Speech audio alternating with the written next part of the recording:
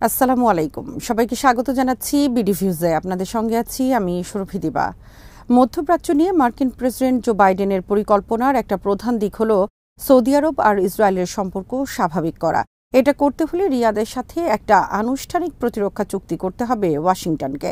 আবার সৌদির দাবি অনুযায়ী ইসরায়েলকে ফিলিস্তিনি রাষ্ট্র গঠনের জন্য সুনির্দিষ্ট পদক্ষেপ নিতে হবে, কিন্তু ইসরায়েল কোনোভাবেই রিয়াদের দাবি মানতে রাজি নয়। এই অবস্থায় ইসরায়েলকে এড়িয়েই দ্বিপাক্ষিক চুক্তির দিকে এগোনোর চেষ্টা করছে যুক্তরাষ্ট্র আর সৌদি আরব। বিশ্লেষকরা বলছেন এই চেষ্টা কোনোভাবেই সুফল বয়ে আনবে না।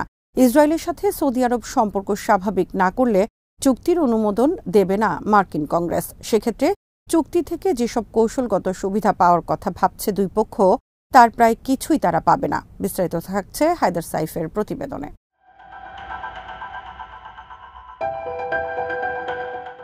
সম্পর্ক স্বাভাবিক করার সৌদি আরব যে শর্ত দিয়েছে, ইসরায়েলের বর্তমান প্রধানমন্ত্রী সেই শর্তের সম্পূর্ণ বিরোধী।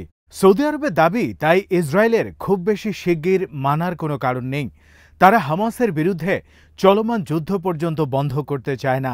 যুক্তরাষ্ট্র ও আরব দেশগুলোর আহ্বান উপেক্ষা করে দক্ষিণ গাজার রাফা অঞ্চলে হামলা চালিয়েছে তেল আবিব। হামাসের বিরুদ্ধে হামলার অজুহাতে সব বেসামরিক ফিলিস্তিনির উপর অবাধে হামলা করে যাচ্ছে তারা। তাদের এই মনোভাব যুদ্ধকে আরও দীর্ঘায়িত করবে, ফিলিস্তিনিদের দুর্বিষহ জীবনকে আরও দুর্বিষহ করে দেবে।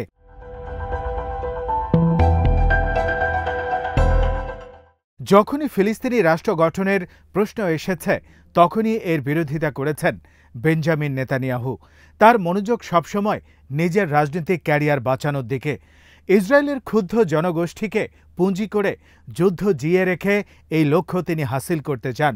তিনি বুঝেছেন, গোলাগুলি বন্ধ হলেই ৭ই অক্টোবর হামাসকে ঠেকাতে ব্যর্থতার জন্য তাকে শাস্তির মুখোমুখি হতে হবে।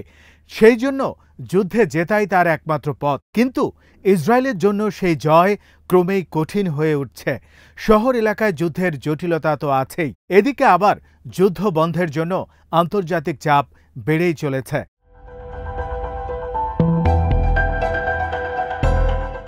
কিন্তু ত্রিপক্ষীয় চুক্তির পথে ইসরায়েল বাধা হয়ে থাকলেও সৌদি আরব ও যুক্তরাষ্ট্র দ্বিপাক্ষিকভাবে অনেকটাই এগিয়েছে বলে মনে হচ্ছে।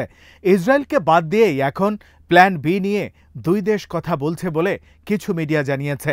এই পরিকল্পনার মধ্যে আছে মার্কিন প্রতিরক্ষা চুক্তি, সৌদির বেসামরিক পারমাণবিক জ্বালানি উন্নয়নে যুক্তরাষ্ট্রের সহায়তা এবং কৃত্রিম বুদ্ধিমত্তা ও অন্যান্য গুরুত্বপূর্ণ প্রযুক্তির ক্ষেত্রে সহযোগিতা। কিন্তু কিছু বিশ্লেষক বলেছেন, এই ধরনের পরিকল্পনা দেখতে আকর্ষণীয় মনে হলেও বাস্তবে সফল হবে না।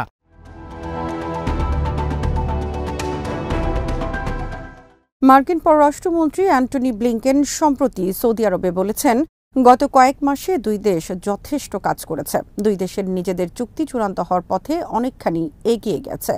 সৌদি পররাষ্ট্রমন্ত্রী ফয়সাল বিন ফারহানও জানিয়েছেন, চুক্তি বাস্তবায়নের খুবই কাছাকাছি পর্যায়ে আছে।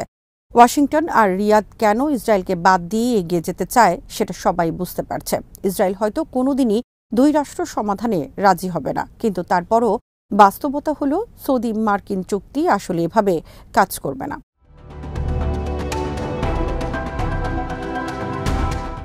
রিয়াদের সাথে প্রতিরক্ষা চুক্তি করতে হলে মার্কিন কংগ্রেসে পাশ হতে হবে, কিন্তু ইসরায়েলের সাথে সম্পর্ক স্বাভাবিকের বিষয়টি সমাধান না হলে মার্কিন কংগ্রেসের সদস্যরা, বিশেষ করে রিপাবলিকানরা বিল পাশের জন্য একটা আঙ্গুলও তুলবে না।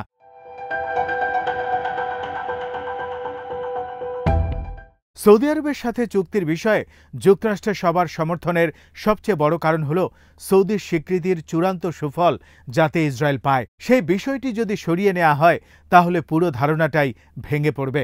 অন্য শর্তগুলো পূরণ হলেও তাতে লাভ হবে না। এই অন্য শর্তগুলোর মধ্যে আছে, রিয়াদ চীনের সাথে দূরত্ব বজায় রাখবে, জ্বালানি উৎপাদনে সহযোগিতা করবে, যুক্তরাষ্ট্রের জন্য দরকারি প্রযুক্তি খাতে যৌথভাবে বিনিয়োগ করবে।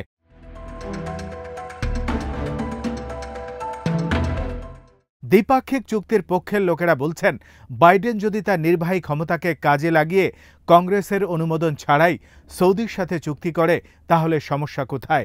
সেটা করার সক্ষমতা বাইডেনের রয়েছে। গত সেপ্টেম্বরে বাহরাইনের সাথে এরকম একটি চুক্তি করেছেন তিনি, যার নাম comprehensive security integration and prosperity agreement. যুক্তরাষ্ট্র সৌদিকে অন্যতম ন্যাটো বহির্ভূত মিত্র ঘোষণা করতে পারে। সেটা হলে সৌদিতে যুক্তরাষ্ট্রের অস্ত্র রপ্তানি বাড়বে, প্রতিরক্ষা ও নিরাপত্তা খাতে সহযোগিতা বাড়বে, কিন্তু সৌদি আরব তা চায় না।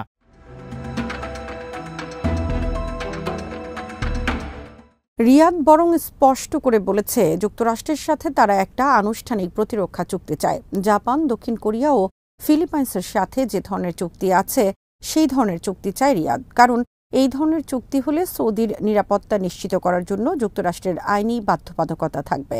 আর বাহরাইন যতটুকু পেয়েছে সৌদি আরব স্বাভাবিকভাবেই তার চেয়ে বেশি পেতে চায়। তারা আরও চায় চুক্তিটা হবে লিখিত এবং সেটাকে আইনে রূপ দেওয়া হবে, কারণ তারা ভালোভাবেই বুঝেছে চুক্তির বিষয়টি আইন না হলে মার্কিন প্রেসিডেন্ট বা সরকার বদল হলেই সেটা হুমকিতে পড়ে যেতে পারে।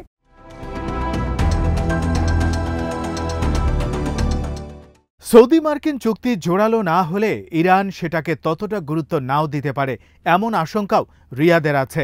রিয়াদ ওয়াশিংটনের প্রতিরক্ষা চুক্তি হলে তা ইরানের সাথে সৌদির স্বাভাবিক সম্পর্কটা আবার নষ্ট করে দিতে পারে। তাই সম্ভাব্য চুক্তিতে যথেষ্ট সুবিধা না পেলে তাতে রাজি হবে না রিয়াদ। অর্থাৎ সৌদি আরব যুক্তরাষ্ট্রের সাথে এমন চুক্তি করতে চায় সেটা শত্রু মিত্র সবার কাছে অর্থপূর্ণ হবে।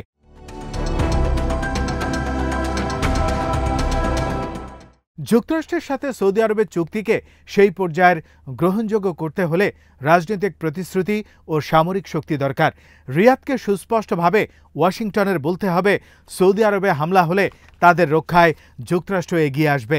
দরকারি সামরিক শক্তি ও পরামর্শদাতাদের নিয়ে তারা সহযোগিতা করবে। এতে ইরানের কাছেও একটা বার্তা যাবে।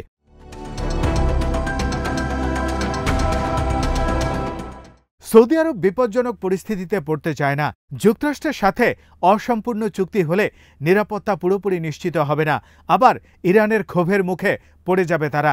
রিয়াদে চুক্তি করার মূল উদ্দেশ্যই হলো ইরানের দিক থেকে ভবিষ্যতে যদি কোনো হামলা হয় তাহলে যেন সেটা যুদ্ধে না গড়ায়, অথবা ইরানের হামলার যাতে যথাযথ জবাব দেয়া যায়।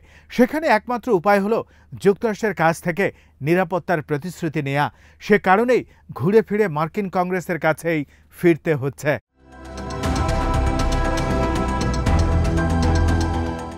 ইসরায়েলের সাথে সৌদি আরব সম্পর্ক স্বাভাবিক না করলে সৌদির সাথে আনুষ্ঠানিক চুক্তিকে কংগ্রেসের অনুমোদন না দেওয়ার সম্ভাবনাই বেশি।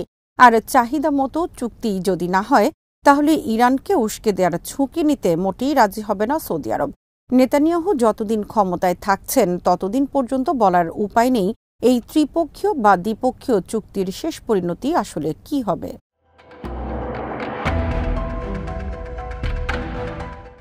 সৌদি আরবের সাথে সম্পর্ক স্বাভাবিক হলে নেতানিয়াহু কিছু কৌশলগত সুবিধা পাবেন, যেটা তার এখন খুবই দরকার। মধ্যপ্রাচ্যের সবচেয়ে বড় অর্থনীতি ও মুসলিম বিশ্বের অন্যতম নেতা সৌদি আরবের স্বীকৃতি পেলে ইসরায়েলের জনগণ সেটাকে রীতিমতো উদযাপন করবে। কিন্তু নেতানিয়াহু যে মন্ত্রিসভা নিয়ে চলছেন তারা ফিলিস্তিনিদের ব্যাপারে তার চেয়েও কট্টর। এই মন্ত্রিসভা সৌদির সাথে কোনো চুক্তি হতে দেবে না।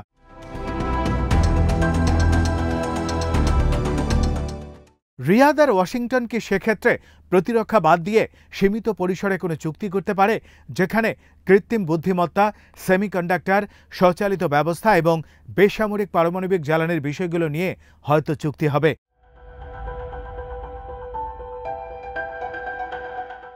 বাইডেন মার্কিন জনগণের কাছে যে সৌদি চুক্তিকে বেচতে চাচ্ছেন, সীমিত পরিসরে চুক্তি হলে সেই প্রভাব তিনি তৈরি করতে পারবেন না। এছাড়া চীনের সাথে সহযোগিতা থেকে বিরত থাকার জন্যও সৌদিকে তারা কোনো চাপ দিতে পারবেন না। সেরকম চুক্তি হলে সেটা হবে আরেকটি সীমিত পরিসরে দ্বিপাক্ষিক চুক্তি মাত্র, যা থেকে কোনো কৌশলগত সুবিধাই কোনো পক্ষ পাবে না।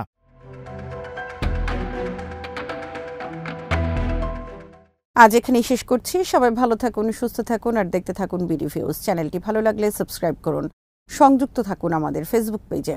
আল্লাহ হাফেজ।